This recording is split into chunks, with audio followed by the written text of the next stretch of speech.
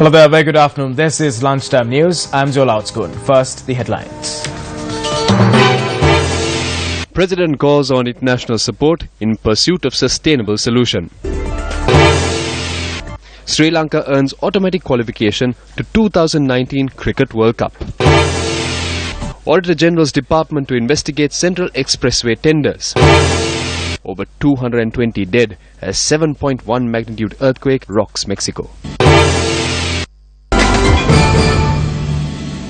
On our lead story this afternoon, President Maithripala Sirisena addressed the 72nd session of the United Nations General Assembly today at around 3:30 a.m. local time.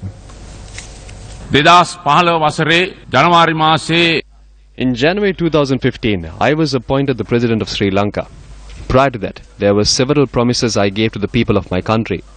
One such promise was to abolish the executive presidency, which gave more power to an elected president in Sri Lanka than any other head of state had in his or her country. I promised to remove such powers from the president and hand them over to the parliament. As a president who abolished unlimited power held by a president while in power, I have set an example to the politicians of my country as well as politicians around the world on letting go of powers. As countries which protect and support democracy, it is important that we as leaders protect our democracy and use our powers to build a just community. However, considering the world history over the past few decades, we can clearly see that leaders who come into power are reluctant to step down from power. This leads to a breakdown of peace and also creates divisions internationally. Such historic incidents and information are vital to us and to the international community. Considering all this, in order to establish democracy, we removed political groups that took a path of dictatorship and amassed limitless power. We ensured the people's freedom and democracy. We ensured that human rights are being protected. I am glad to tell this gathering that my journey over the past 2 years has been very successful. The President also pointed out the need for a broad framework on combating the menace of drugs. Protecting the children, women's rights and battling the menace of drugs are areas of concerns, and we have launched national programs for this purpose. However, for the betterment of the entire world, we all know that we need a broad international program to crack down on drugs. In every country, in every society, we need to work on cracking down on drugs and drug prevention. This needs to start from the school child and go all the way up. We see the need for a common agreement, a common plan, and the need to travel together on one path in order to combat the menace of drugs. President Maithripala Sirisena also used his speech at the United Nations General Assembly to request the international community's support for Sri Lanka's human rights process. As the government, we have taken into consideration the proposals made by the UNHRC, give priority to these proposals and work towards rectifying the problems. Over the past 2.5 years, we as a government have worked successfully towards protecting democracy and human rights. As a government, we will continue to work for this purpose in the future as well. By strengthening national reconciliation and by promoting better relations between the many ethnic groups in the country, we will dispel doubt, mistrust and hatred and create a society which allows everyone to live freely. My government is committed to this cause. But as a country which faced a 30-year war, as a country which has internal divisions, we request your support to build trust, unity and a brotherhood in my country. We need to dispel mistrust, doubt, fear and hatred. This is why I request your support to strengthen my beloved nation, my beloved people, my motherland and move forward as a prosperous and democratic country. That is why I clearly say here that we need your kind support in our slow but steady journey. We all know that a fast-track journey is dangerous. Newly appointed Prime Minister of Pakistan, Shahid Abbasi, says that he is ready to continue assisting Sri Lanka. President Maithripala Sirisena met with Pakistani Prime Minister Shahid Khan Abbasi on the sidelines of the 72nd UN General Assembly in New York.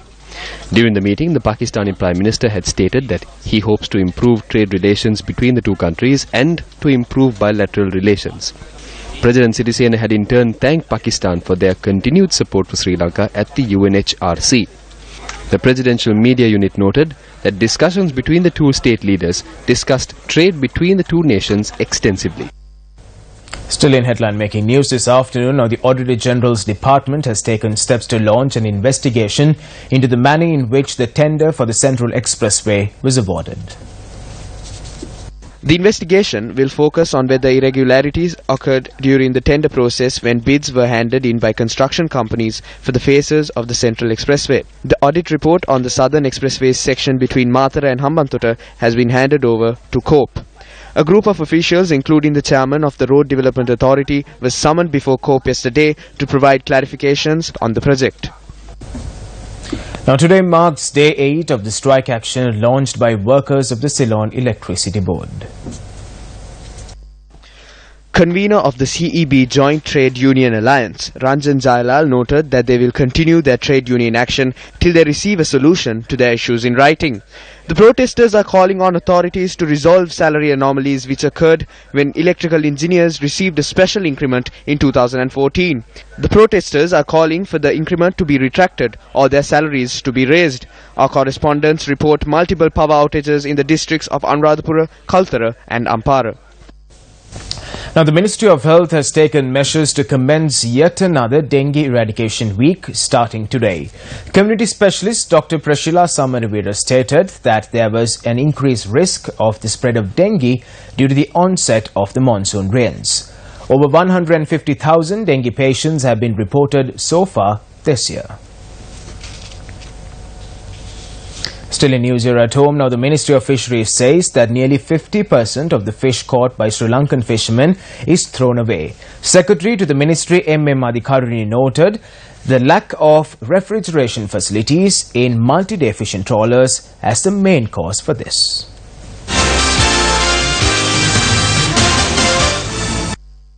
The lack of refrigeration facilities impacts the quality of the fish reaching the consumers as well as impacts the profits of the fishermen. She noted that she was clearly able to see how the lack of facilities was affecting the fishermen during a recent inspection tour.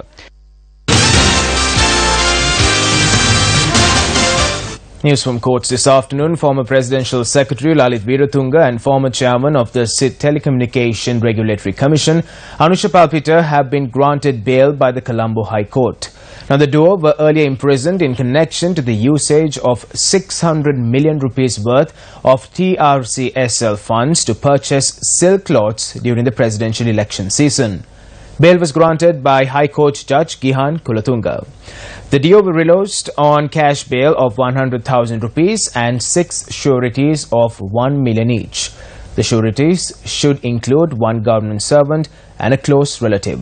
Lalit Veeratunga and Anusha Palpita have also been ordered to hand over their passports to court. News from the Presidential Commission. A former governor of the Central Bank arrived at the Presidential Commission of Inquiry today to testify before the Commission.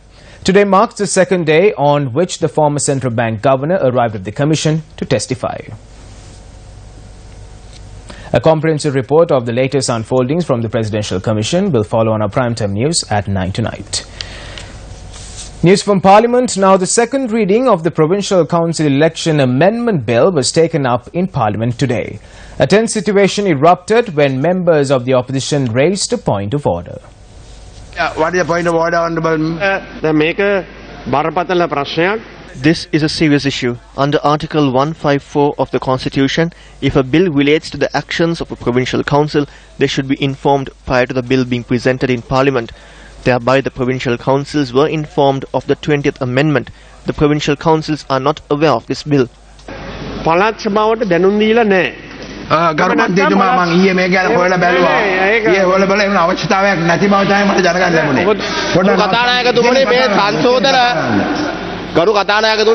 Honourable Speaker, these amendments deal with the voting rights of the people. You presented it to us this morning and asked us to vote in the afternoon. This is not fair. Why don't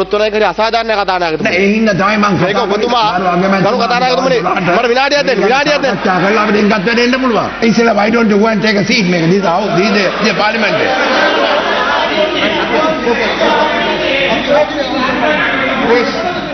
Honourable Speaker, you have suggested a meeting of party leaders. Yeah. We have no objection to it, but the Attorney General will not be available till about 12 o'clock. So you can decide what we are going to do. Yeah. Order please, the House suspended till 12 noon. Well, those are the top stories for this afternoon. You are now up to date. More follows on our website, www.newsfirst.lk. I'm Zola Outspoon. Have yourself a great day ahead.